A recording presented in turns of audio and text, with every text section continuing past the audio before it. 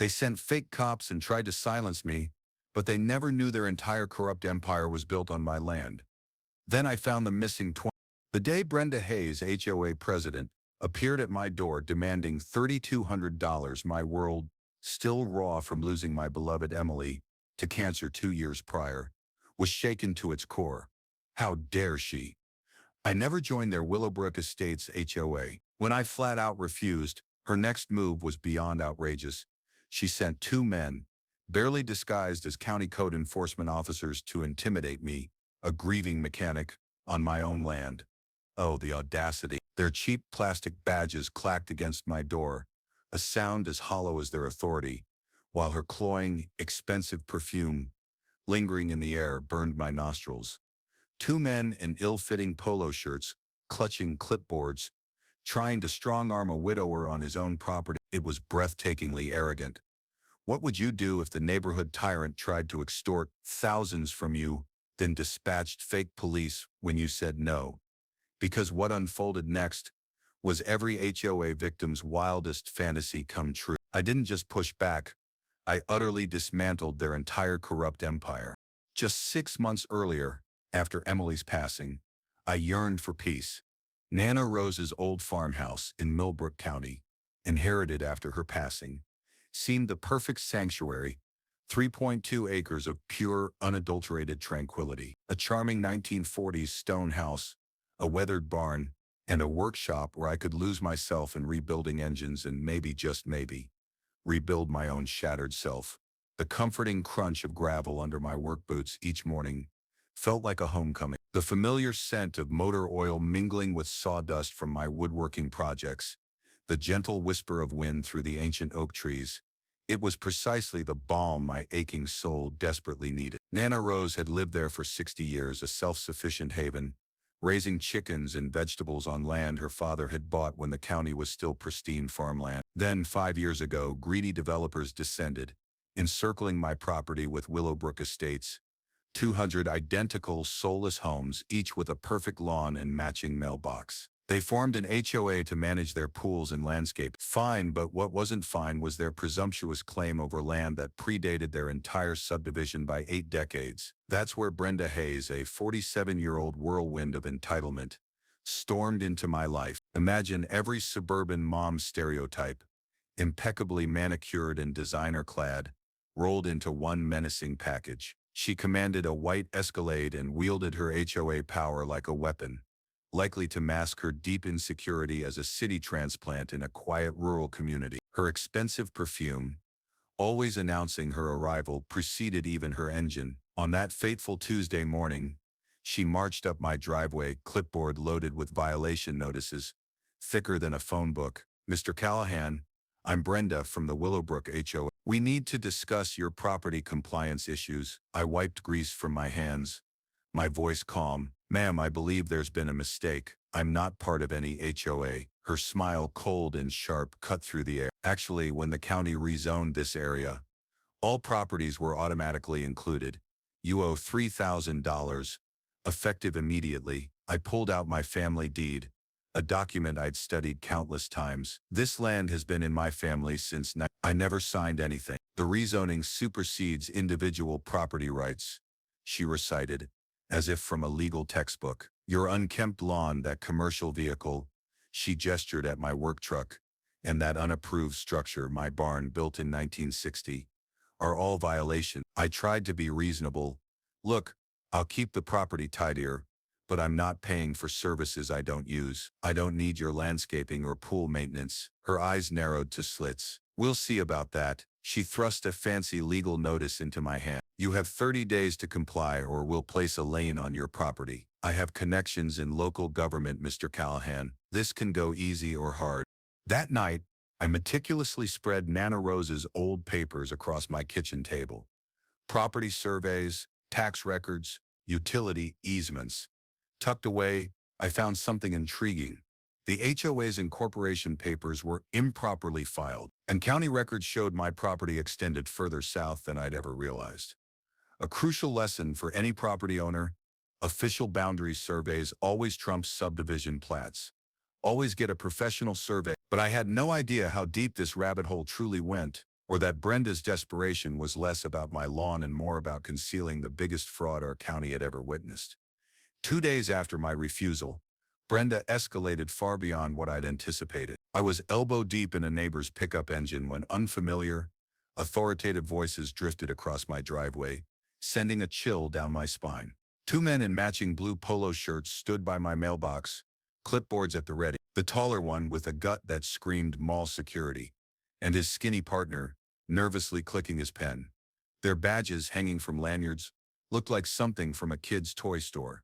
Mark Callahan, the gut guy, announced, "County Code Enforcement. We're here about multiple violations." I wiped grease from my hands, scrutinizing their fake badges. Emily, my late wife, had worked for the county assessor's office. I knew what real government IDs looked like. These were pathetic. "May I see some official identification?" They exchanged a panicked glance, realizing they were out of their depth. "These citations are for operating commercial vehicles, unpermitted structures, and noise violations." The paperwork was professionally printed, I'll admit. But real inspectors don't just show up unannounced. And they certainly don't care about HOA squabbles. "What department are you with?" "Precisely," the skinny one mumbled, avoiding eye contact like a guilty teenager. I memorized their white pickup's license plate. As they shoved the fake citations at me, the acrid smell of diesel exhaust filled the morning air, as they practically burned rubber fleeing my driveway. Either they were late for another inspection, or they knew I wasn't buying their amateur act. 20 minutes later, the county clerk was on the phone. "Hi.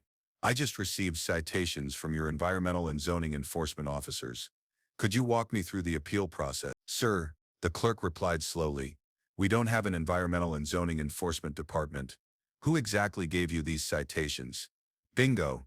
Brenda had crossed the line from petty HOA tyranny to outright criminal behavior. Impersonating government officials. That's serious jail time. This wasn't just harassment anymore. It was a felony. Within half an hour, I was across from Officer Ramirez at the Sheriff's Department, spreading out photos of the fake badges and the pickup's license plate. "Let me run these plates," he said, tapping on his computer. "Well, this is interesting. Vehicles registered to Willowbrook Property Management, LLC. Same address as the HOA office," I asked. Bingo. "Mr. Callahan, this is far more serious than typical neighbor disputes. I strongly recommend security cameras. People desperate enough to impersonate officers often escalate their tactics."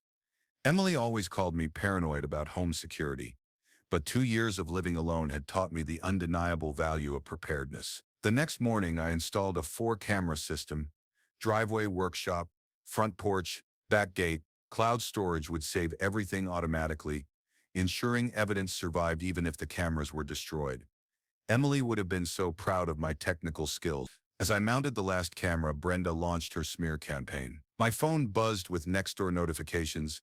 Emergency community meeting to discuss problematic property owner behavior.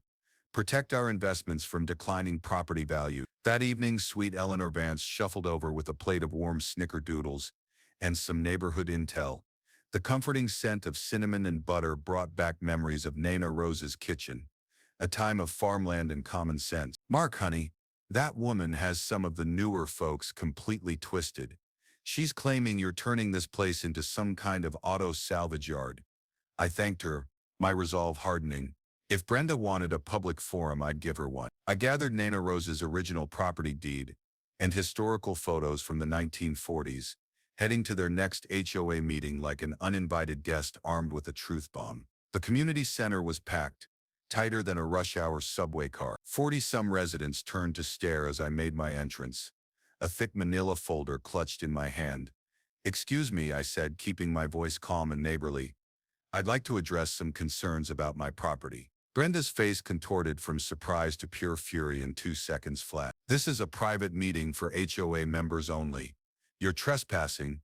"Actually, this is a public community center," I countered, pulling out the historical photos.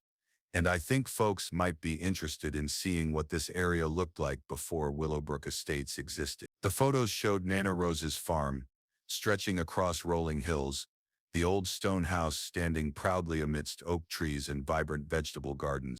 Several residents leaned forward, genuinely curious about their neighborhood's true history. "My family has responsibly maintained this land for 80 years, I continued. "I'm happy to keep it looking nice, but I never signed any agreement to join your association. The room buzzed with whispers. Doubt flickered in some faces. Perhaps the scary property value destroyer wasn't so scary after all. But Brenda wasn't backing down. Security, she shrieked, though there wasn't a guard within 10 miles. I want this man removed for harassment and intimidation. 3 uncomfortable-looking residents approached me as if I were a ticking bomb. I simply handed out copies of the historical photos as I walked toward the door. My smile genuine, my tone friendly. Anyone who wants to discuss this like civilized neighbors knows where to find me. That night, Brenda filed a harassment complaint with the real police, claiming I'd disrupted a private meeting and made threats. When Officer Miller showed up, his body language suggested he'd heard this song before. Mr. Callahan, I'll be straight with you. We've had multiple complaints about HOA overreach here.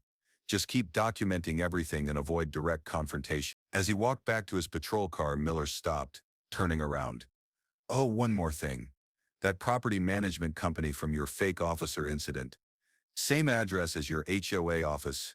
You might want to take a closer look at your property boundary. That night, I spread my property survey across the kitchen table, studying every line with new eyes.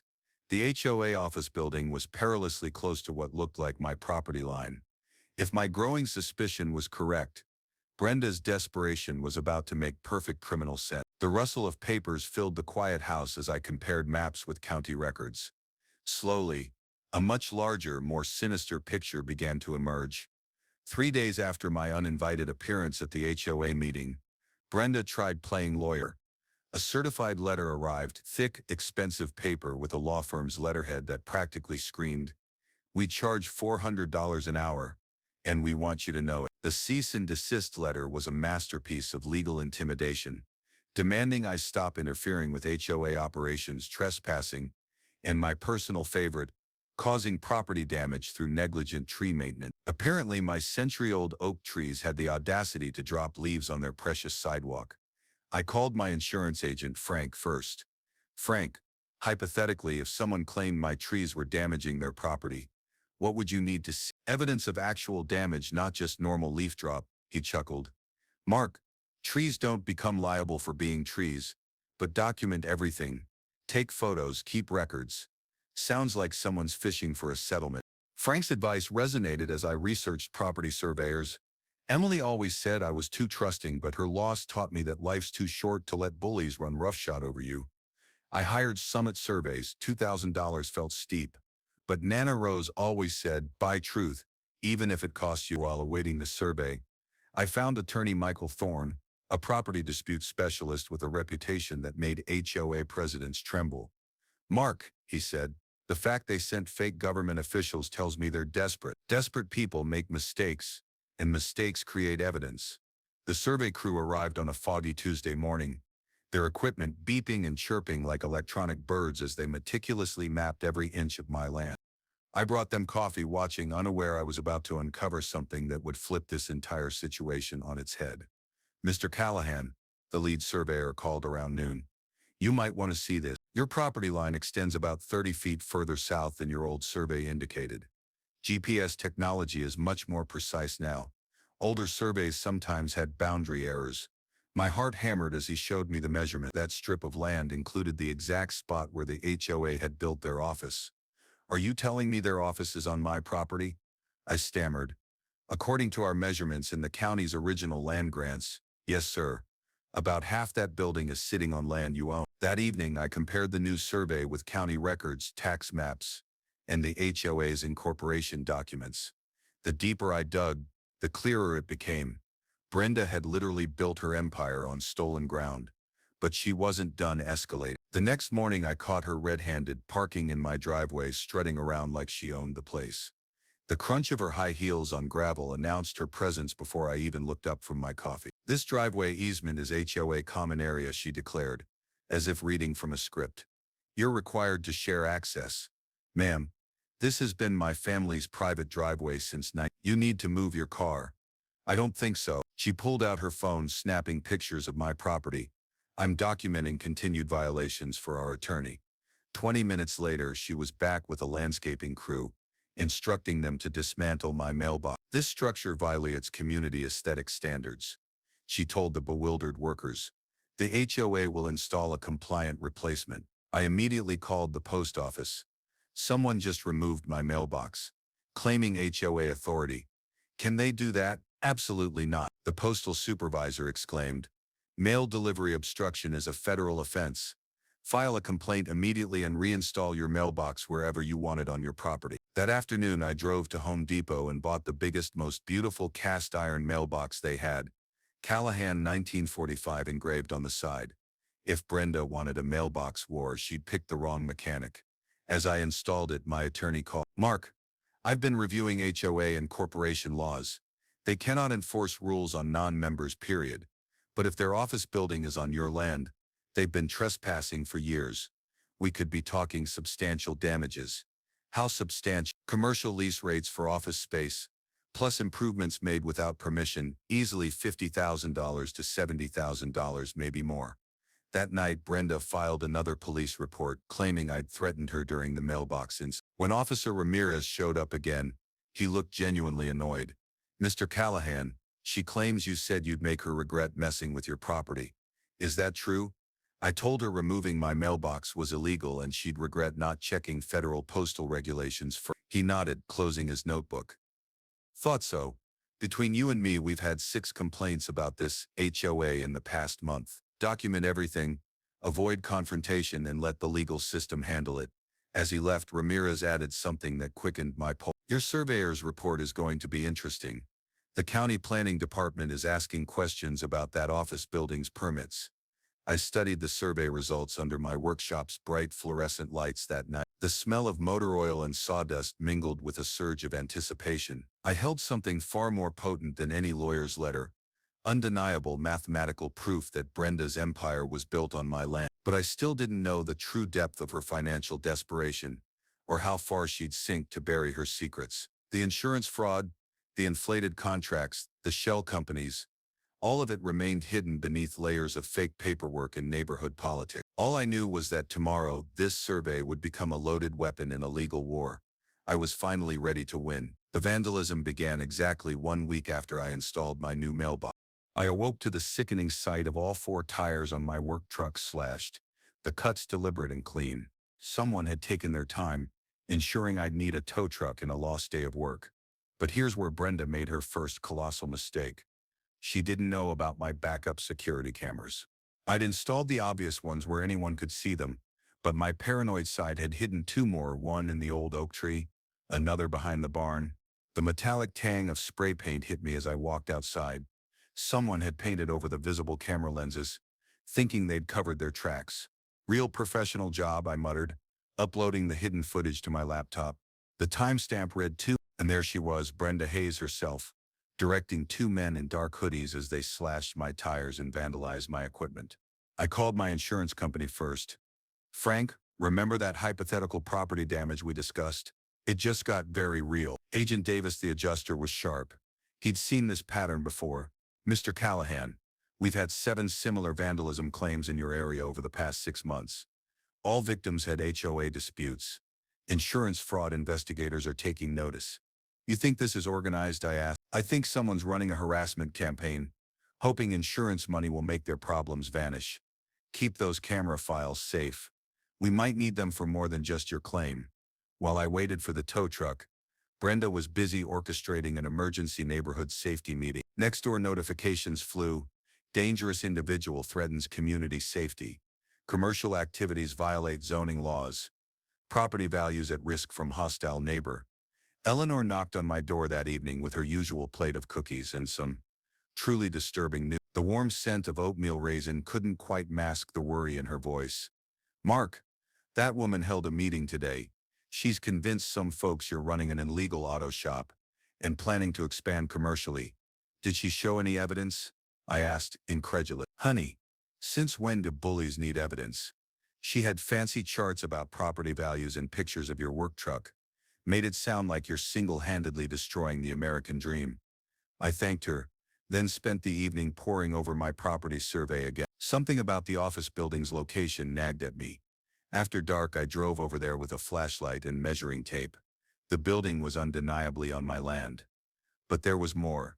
County records showed it was built without proper permits, and the property tax records were a complete mess. Someone had been incredibly sloppy, or incredibly confident they'd never be caught. My late-night research was interrupted by my phone. "Mr. Callahan, this is Detective Carter with the County Fraud Unit. We understand you've had issues with fake law enforcement officers." "That's right. I filed a report with Officer Ramirez. We'd like to talk tomorrow. It seems your HOA has been busy with more than just fake badges. Can you come in around 10? The next morning brought another surprise. My power was mysteriously cut off. According to the utility company, I had unpaid bills dating back 3 months, despite my account being current and automated payments flowing from my checking account. "Sir, we show complaint calls from neighbors about illegal electrical connections and safety violations. Someone requested an immediate disconnect, pending investigation." I pulled up my bank statements. I can prove every payment. Someone's filing false complaints. It took 4 agonizing hours and 3 supervisor calls to restore my power. But the pattern was chillingly clear. Brenda wasn't just fighting for $3,000 in HOA fees. She was systematically harassing me, trying to force me out.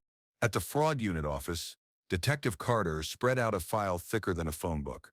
"Mr. Callahan, your HOA complaint started something much bigger. We've been investigating Willowbrook Property Management for suspected insurance fraud. Your evidence fits a pattern we've been tracking." "What kind of pattern?"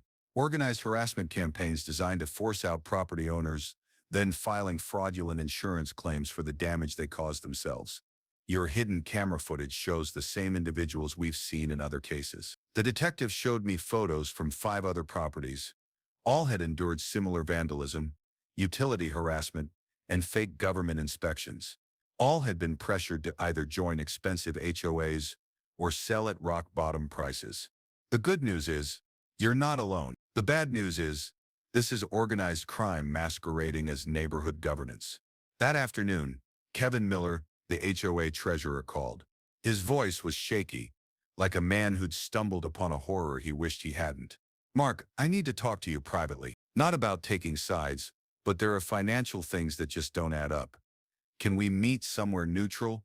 We met at a diner on Highway 9, far from prying neighborhood eyes.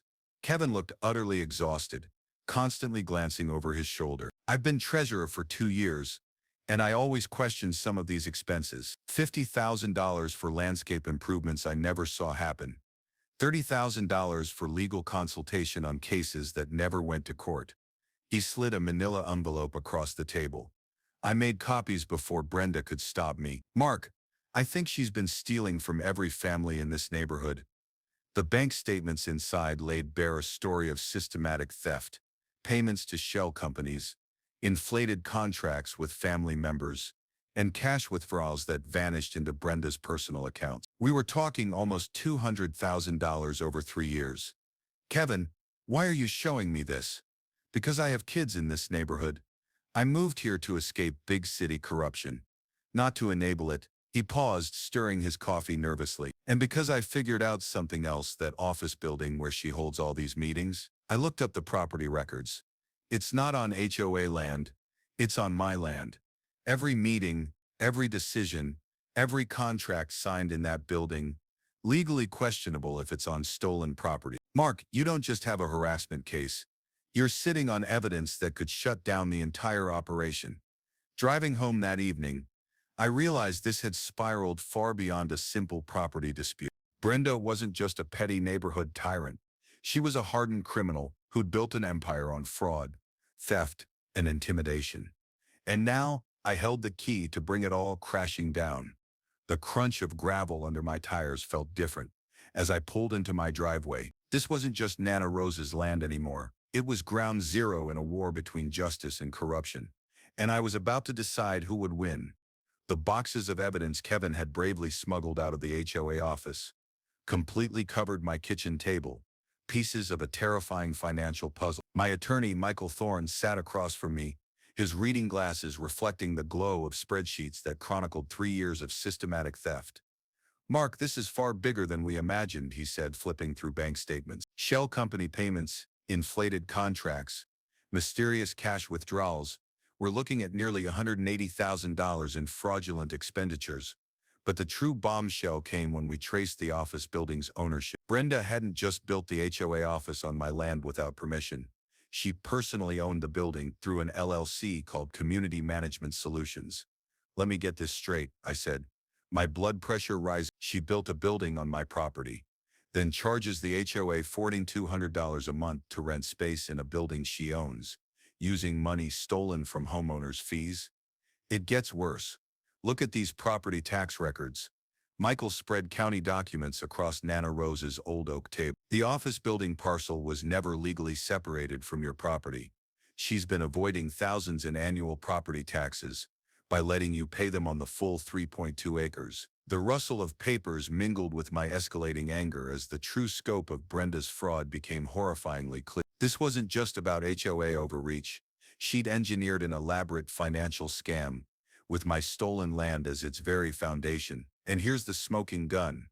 Michael continued, pointing to a series of payments: landscaping contracts with her brother-in-law's company, security services from her nephew's business, legal fees to a firm that doesn't even exist. Every vendor with an inflated contract is connected to her family. I walked to my kitchen window, staring out at the HOA office building, its brick facade gleaming innocently in the afternoon sun. That building, a symbol of unchecked authority, corruption disguised as community service, theft parading as neighborhood improvement. Michael, if I can prove ownership of that land, what happens to all the contracts and decisions made in that building? Legally questionable at best.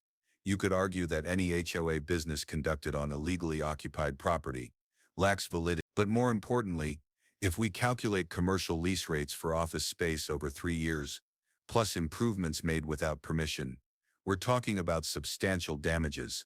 My phone buzzed. A text from Detective Carter. County auditor wants to meet. Property tax irregularities flagged. Tomorrow, 2 p.m. The meeting at the county auditor's office felt like the climax of a long-running drama. Auditor Helen Grant had spreadsheets, maps, and tax records meticulously spread across a conference table. Callahan, we've been reviewing property tax assessments in your area, and there are significant discrepancies. You've been paying taxes on 3.2 acres, including the parcel where the HOA office sits, but county records show no legal subdivision of that land. So officially, you own the ground their building sits on. According to our records, yes.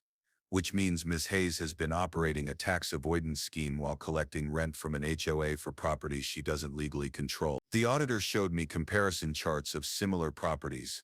The HOA office building should have been paying nearly $8,000 annually in property taxes, money that would have funded our schools, roads, and county services. There's something else, she continued, her voice gritty. We've identified 3 other properties in your area with similar irregularities, all connected to developments managed by Willowbrook Property Management. Driving home, I knew I'd reached the point of no return. I could settle quietly, reclaim my land, and let Brenda slink away into whatever hole criminals crawl into when their schemes collapse.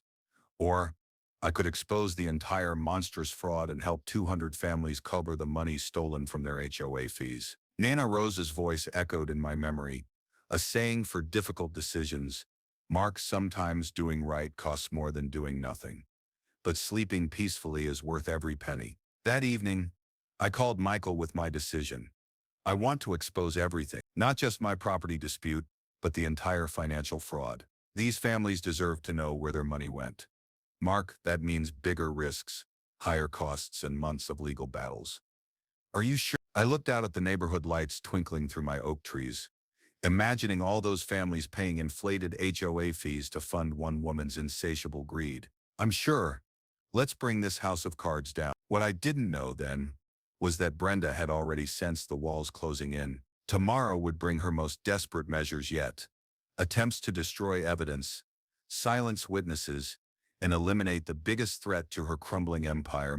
But for tonight, I finally grasped the true scope of what I was fighting. This wasn't just about property rights or neighborhood politics anymore. This was about justice for an entire community, and I held the key that would unlock the truth. The rich aroma of fresh coffee filled my kitchen as I prepared for the battle ahead. Knowing that one person's courage could protect hundreds from ongoing harm, my workshop, usually a sanctuary for rebuilding engines, transformed into our war room over the next 3 days. Maps, Financial documents and legal papers covered every flat surface. My allies gathered around the workbench.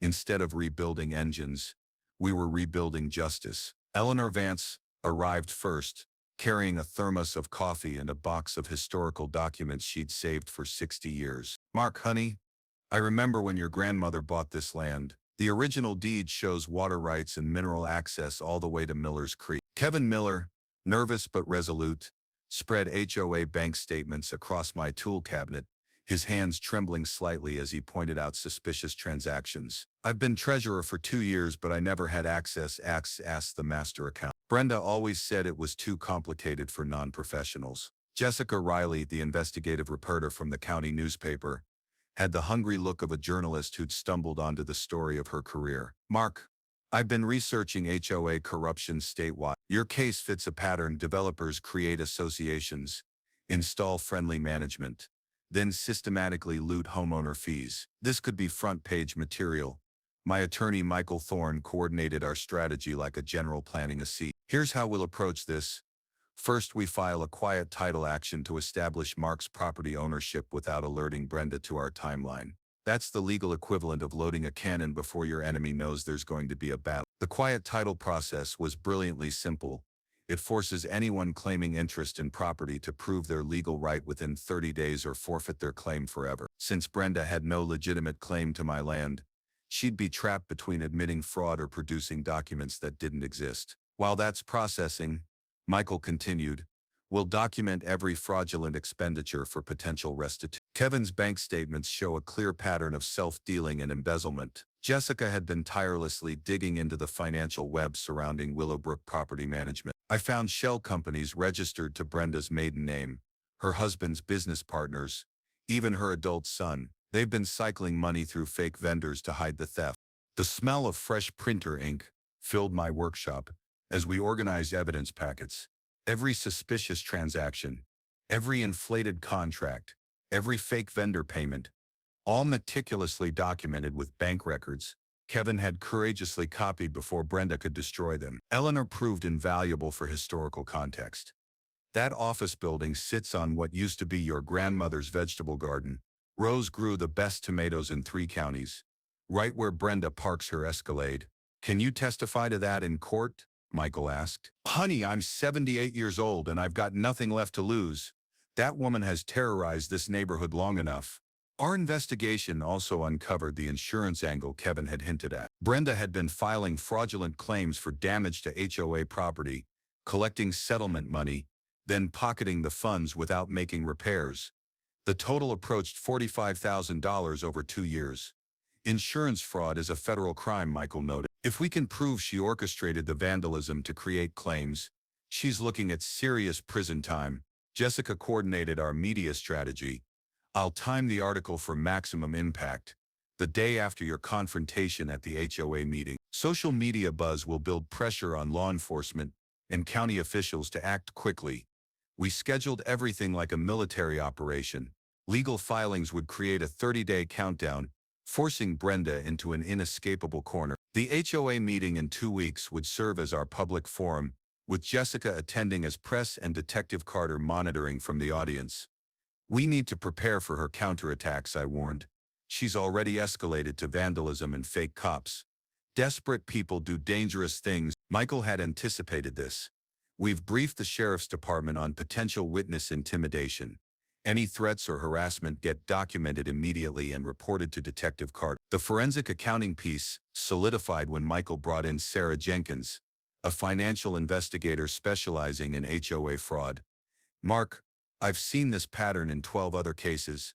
Shell companies, inflated contracts, fake vendors. It's like they're following a playbook. How much are we talking about in total damages? Conservatively, $200,000 in stolen fees, plus commercial lease damages for using your property without permission. If homeowners file a class action, they could recover most of their losses. Kevin's moral courage impressed everyone. Despite facing potential retaliation, he'd committed to testifying about the financial irregularities. My kids live in this neighborhood. I can't let them grow up thinking corruption is normal. We prepared backup plans for every conceivable scenario. If Brenda fled before the confrontation, We'd already filed asset freeze orders. If she tried to destroy more evidence, we'd secured copies with multiple attorneys. If neighbors turned hostile, media coverage would protect us through public accountability. Psychological preparation was crucial. She'll try every manipulation tactic in the book, Jessica warned. Personal attacks, playing the victim, claiming you're the real criminal. Stay focused on facts, and let the evidence speak. Eleanor had the best advice. Mark, your grandmother used to say that bullies count on good people staying quiet. The only thing necessary for evil to triumph is for good people to do nothing. Our final strategy session took place on a Sunday evening. Pizza boxes and legal documents vying for space on my workbench. The rustle of papers mingled with determined voices as we reviewed our timeline one last time. 2 weeks from Tuesday, Michael announced, emergency HOA meeting called by concerned homeowners. Mark presents evidence of property ownership and financial fraud. Media covers the story. Law enforcement makes arrests. Justice gets served. And if something goes wrong? I asked. Jessica smiled, a fierce glint in her eyes. Then we've already won. The story's written, the evidence is secured, and the truth is going public regardless. She can't stop what's already in motion. As my allies packed up and headed home, I stood alone in my workshop, surrounded by the tools of justice. Tomorrow, Brenda's desperation would reach new, terrifying heights. But we were ready for anything she could throw at us. The smell of motor oil and unwavering determination filled the air as I prepared for the final phase of this battle. 2 weeks of meticulous execution, leading to one explosive confrontation that would change our neighborhood forever. Brenda's desperation hit like a Category 5 hurricane the morning after our strategy meeting. I awoke to a certified letter from Henderson and Associates Legal Services. A quick Google search revealed the address led to a Mailboxes Plus store in the next county over. The fake legal threat was almost comical.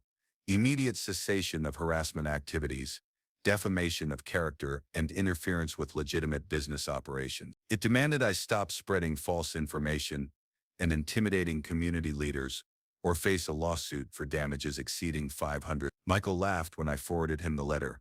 Mark, this is pure desperation in legal form. Henderson and Associates doesn't exist. The letterhead is a Microsoft Word template, and the legal terminology is gibberish. She's flailing, but Brenda's next move showed she'd learned from our hidden camera incident. At 3, my security system captured her and 2 accomplices approaching my property, this time wearing ski masks and carrying what looked like landscaping tools. They weren't there to vandalize. They were planting evidence.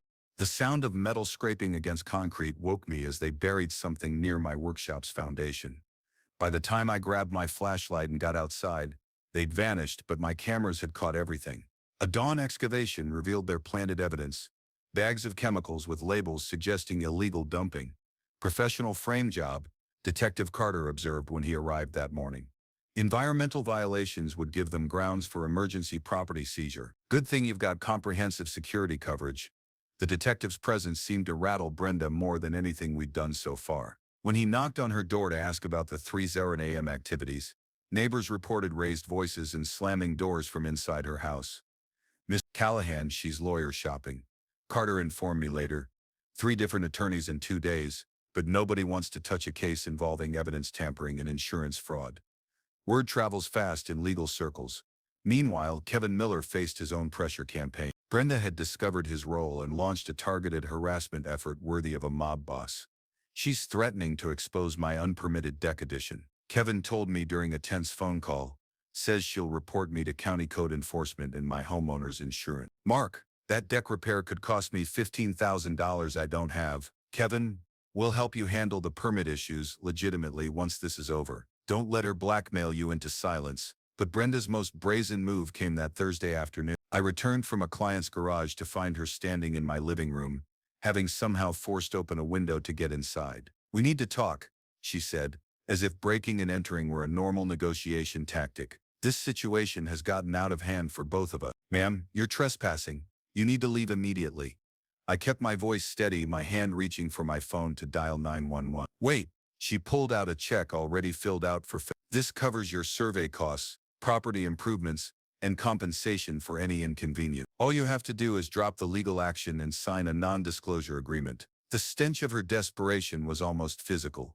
Nervous sweat mixed with too much perfume, like someone trying to mask the scent of pure fear. Her hands trembled as she held out the check. $50,000 to make this disappear, Mark. Think about what that money could mean for your business, your future. No lawyers, no court dates, no media attention. You're bribing me to cover up fraud. I'm offering a generous settlement to resolve a property boundary dispute between neighbors. Her voice cracked slightly on the word neighbors. I activated the voice recording app on my phone, a trick Michael had taught me for exactly this situation. So, you're acknowledging there's a property boundary issue with the HOA office building. Her recorded response: the building situation can be adjusted, relocated if necessary. The important thing is resolving this matter quietly and professional. What about the $200,000 stolen from homeowner fees? Her mask slipped completely.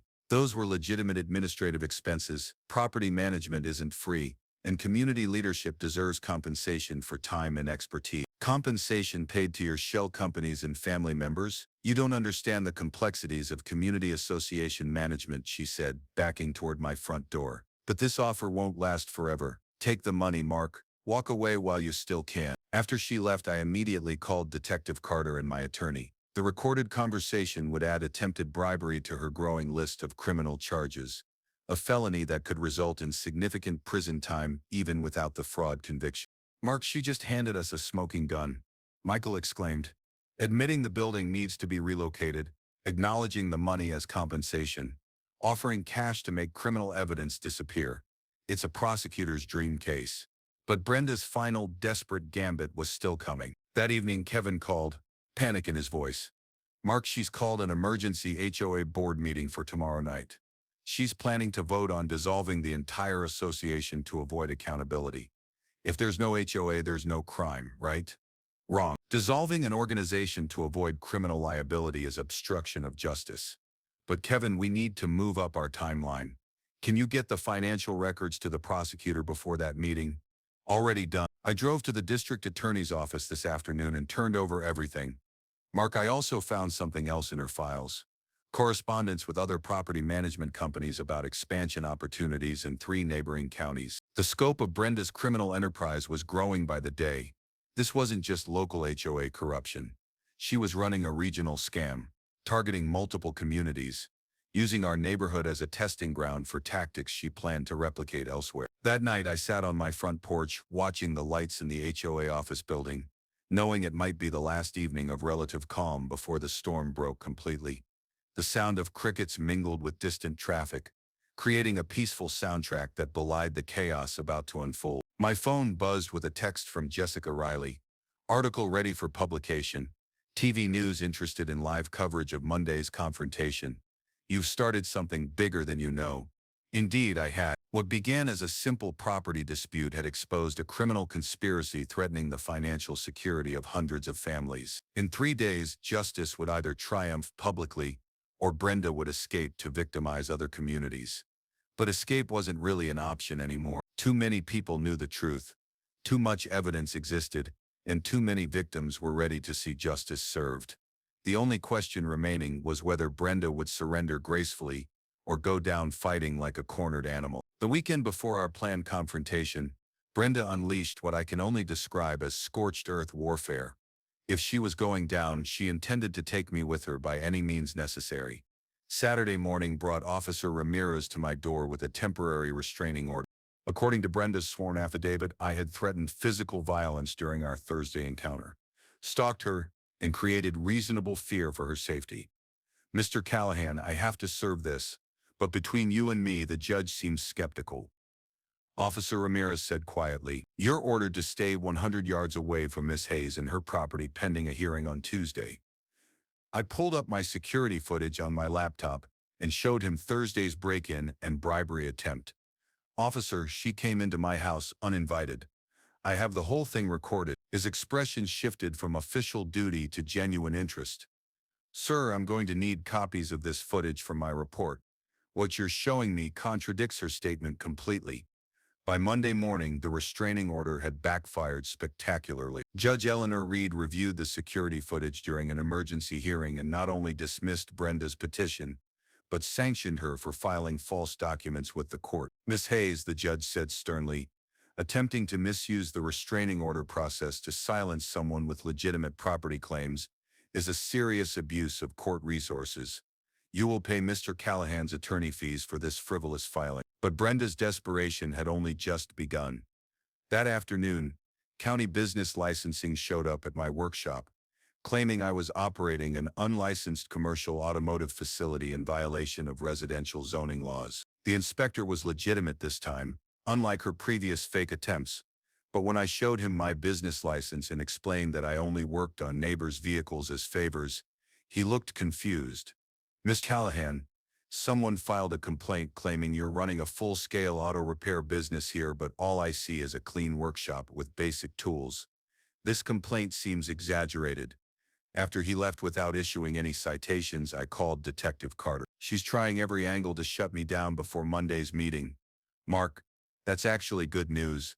Desperate criminals make mistakes, and false reports to government agencies can be prosecuted as harassment. Keep documenting everything. The character assassination campaign reached peak absurdity on Sunday, when anonymous flyers appeared on every doorstep. The headlines screamed, "Dangerous individual threatens community safety," above a grainy photo of me working under the hood of my truck. The flyers claimed I was an unstable widower planning to convert residential property to industrial use, complete with fabricated quotes from concerned neighbors about declining property values and safety risks to children. Eleanor called within an hour of the flyers appearing. "Mark, honey, this is backfiring on her worse than she realizes. 3 neighbors have already stopped by to ask if you're okay and whether they can help. People aren't as stupid as she thinks." Indeed, the propaganda campaign seemed to be generating sympathy rather than fear. Kevin Miller reported that several homeowners had approached him, asking questions about HOA finances after reading the flyers. They're wondering why she's so desperate to discredit you instead of addressing the legitimate concerns about missing money. But Brenda's most dangerous gambit came Sunday night.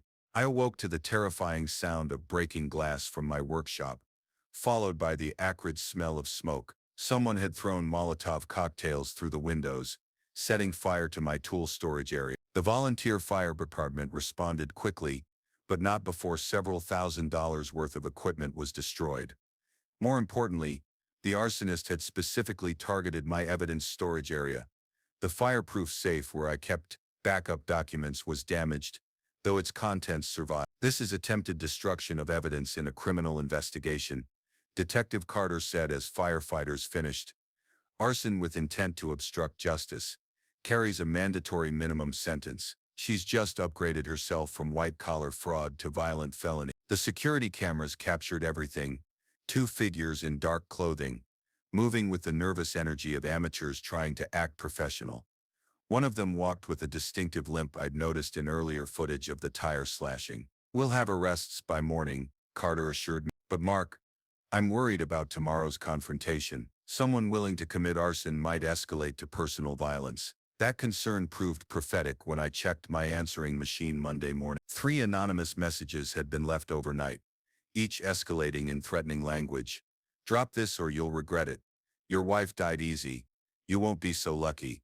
Last warning, mechanic. Back off or join her." The chilling reference to Emily's death made my blood boil, but it also provided crucial evidence. Threatening a witness in a criminal investigation was another felony, and Michael's office used voice recognition software that identified speech patterns consistent with Brenda's previous recording. By noon Monday, media attention had reached critical mass.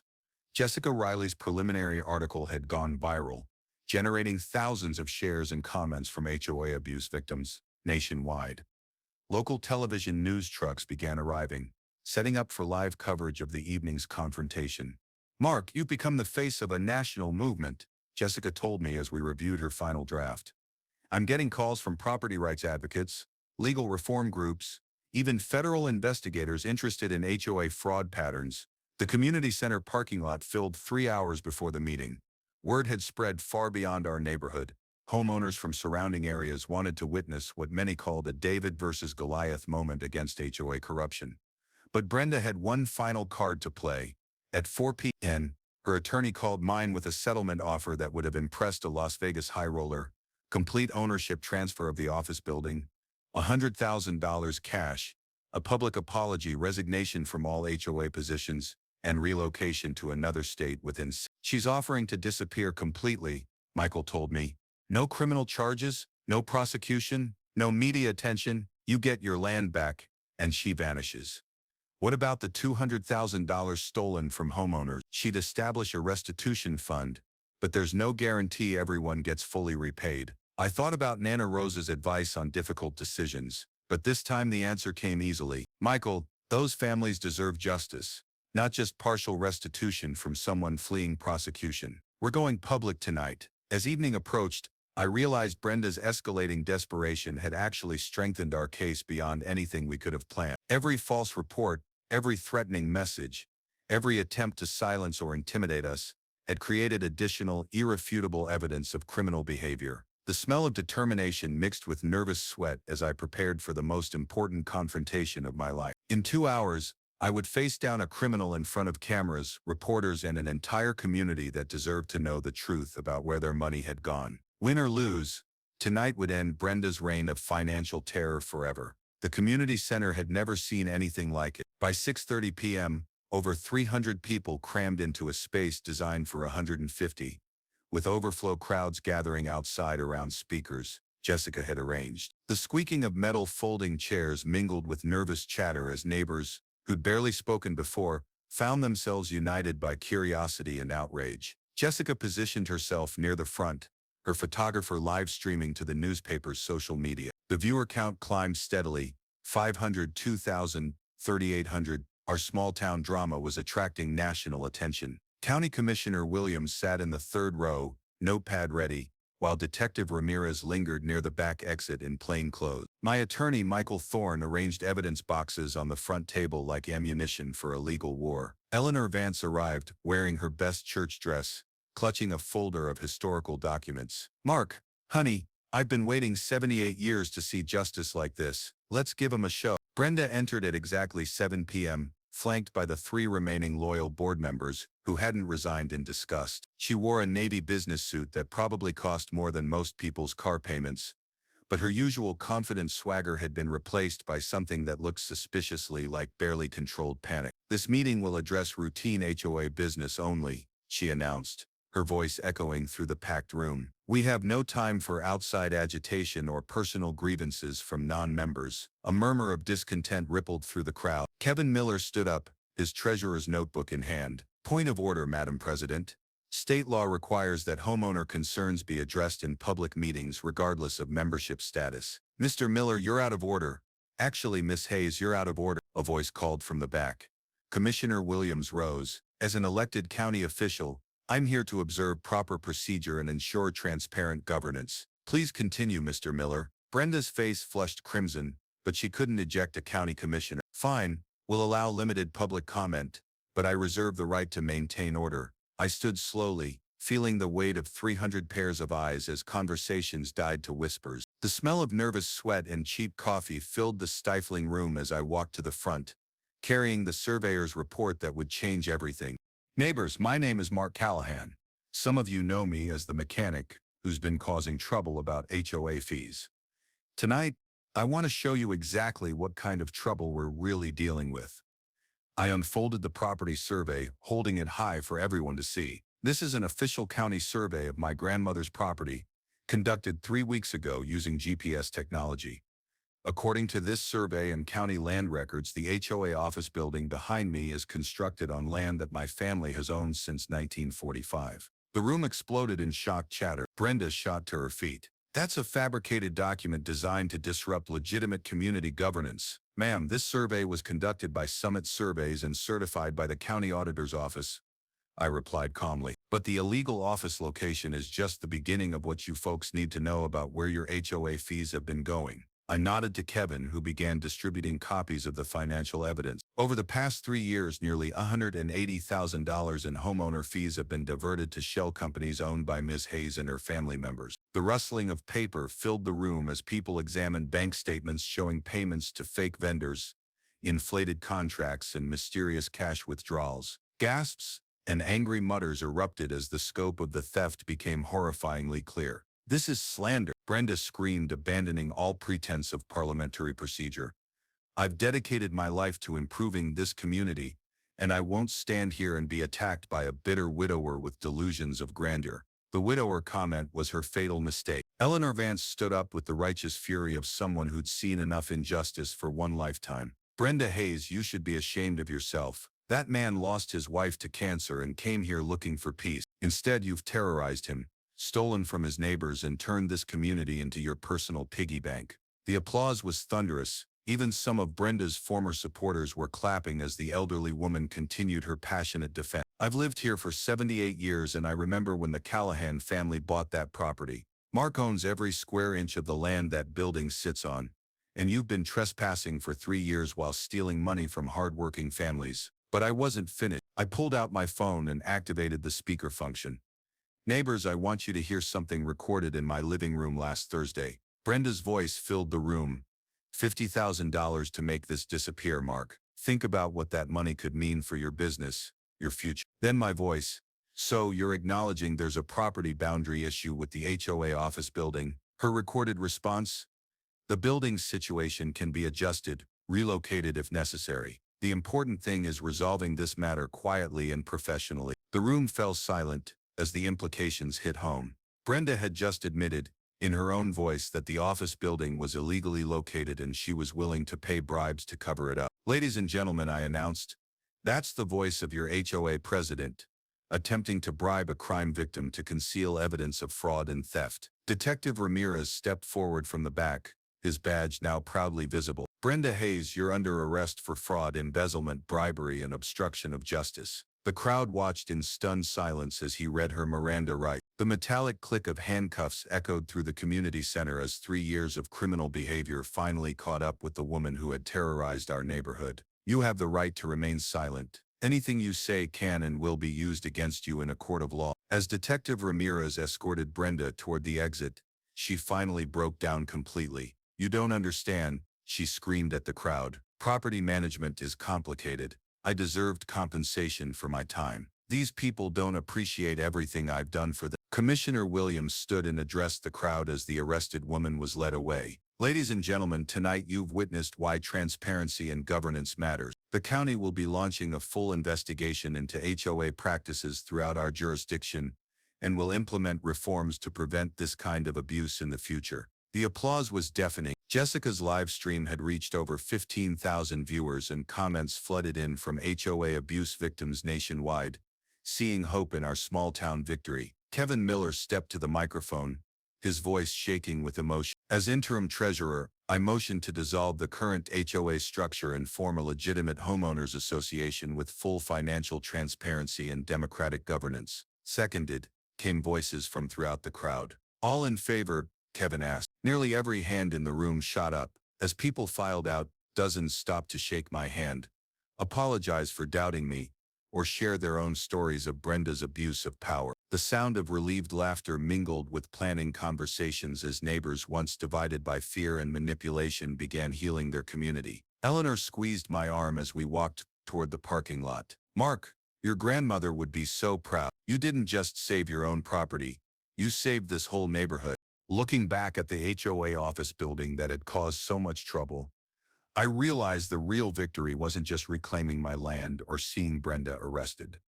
It was watching a community rediscover that ordinary people, working together with courage and evidence, could defeat corruption, no matter how entrenched it seemed.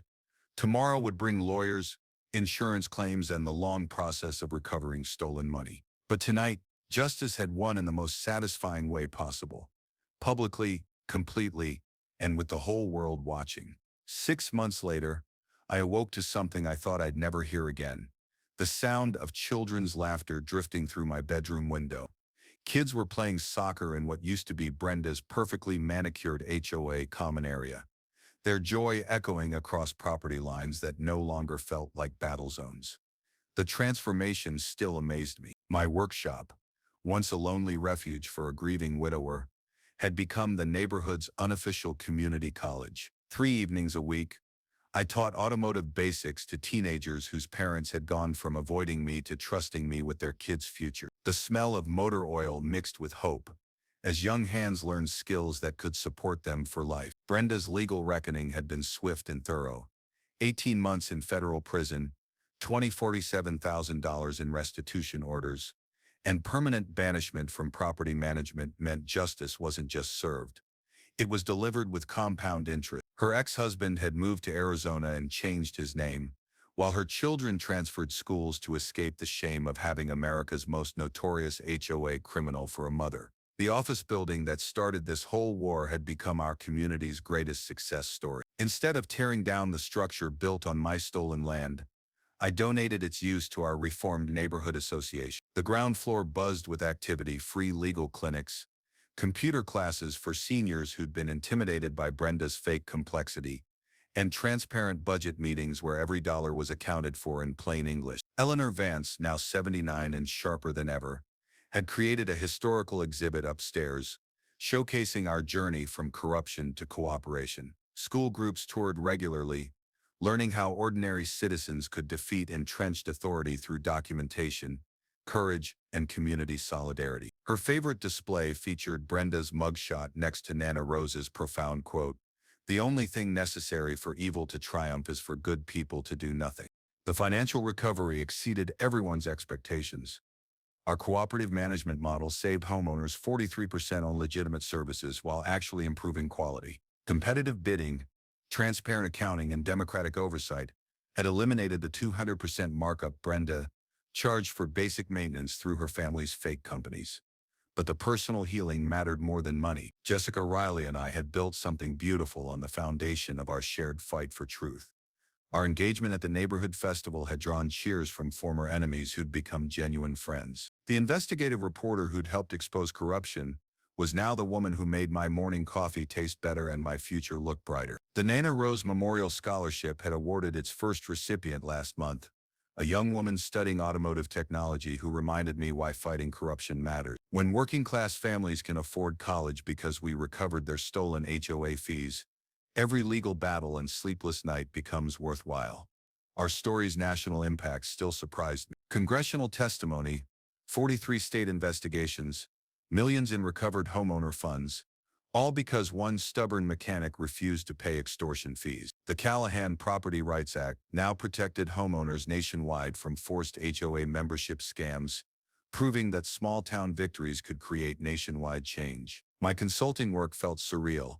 FBI agents called for advice on HOA fraud patterns. Attorneys flew in from California to discuss similar cases. And victims from Alaska to Florida shared stories that made Brenda's crimes look almost modest. My business cards now read, Mark Callahan, Auto Repair and Justice Consultation. A combination that would have sounded utterly ridiculous 2 years ago. Property values told the real story of community transformation. An 18% increase since corruption ended proved that good governance attracted buyers rather than scaring them away. Young families moved in specifically because of our reputation for transparency and accountability. Fear had been replaced by the kind of mutual support that turns houses into homes and neighbors into family. Kevin Miller's leadership as our elected association president had healed wounds that seemed permanent during Brenda's reign. His monthly community barbecues brought together people who'd once crossed streets to avoid each other, forging friendships built on shared relief rather than shared oppression. Detective Carter, now heading the county's white-collar crime unit, stopped by occasionally to share updates. Mark, 12 additional property management companies are under investigation because victims found courage in your story. You started something bigger than you realized.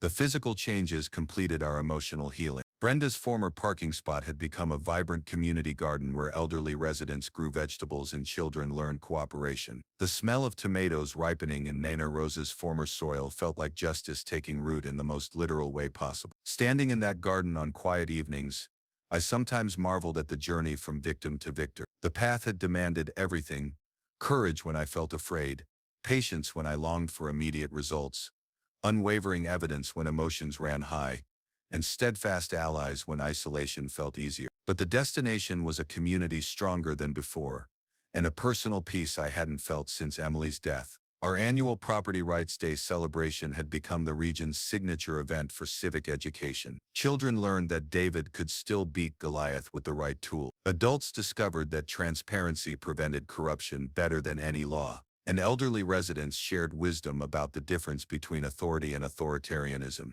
The wedding planning with Jessica filled my spare time with joy instead of legal strategy. The same barn where I'd once sorted evidence of financial fraud would host our ceremony, with Eleanor officiating and 200 neighbors celebrating a love built on shared principles rather than shared trauma. If you're fighting HOA abuse right now, remember this.